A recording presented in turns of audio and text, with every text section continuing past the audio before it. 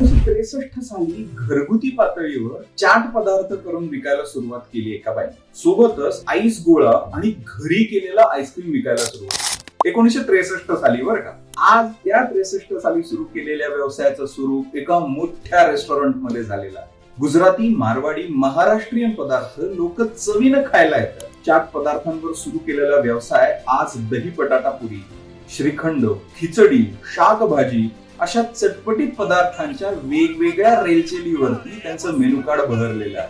सुरुवातीच्या काळात अनेक अडचणी जशा तुम्हाला आम्हाला येतात तशाच आशा झवेरींना सुद्धा आल्या. अगदी कॉस्टिंग कसं काढावं, प्रॉफिट किती कॅल्क्युलेट करावा, तो कसा मोजावा, पदार्थ विकला नाही गेला म्हणजे अंगावर पडला तर त्याचा हिशोब कसा करावा वगैरे वगैरे गोष्टींनी त्यांना भंडावून सोडलं होतं. हळूहळू ह्या गोष्टी तज्ञांना हाताशी घेऊन त्यांनी नीट घडी बसवली. ग्राहकांचा फीडबॅक हा देवदूताने आणलेला निरोप असतो असं प्रत्येकाने समजावं असं आशाजी म्हणतात. दही बटाटा पुरी या पदार्थात एखादी पुरी नेहमीपेक्षा किंवा त्या डिश मधल्या इतर पुऱ्यांपेक्षा थोडी जरी जाड असली तरी लोक तक्रार करतात आणि त्या तक्रारीची दखल घ्यायला हवी असं आशा झवेरींचं मत आहे. आज स्वाती स्नॅक्स महाराष्ट्रात, मुंबई, गुजरात मध्ये आपल्या आउटलेट्सद्वारे अस्तित्व टिकवून आहे. एवढ्या वर्षांनी सुद्धा रोजच्या पदार्थांची चव आशाजी स्वतः घेतात. माधुरी दीक्षित असेल किंवा ऍपल या कंपनीचा टीम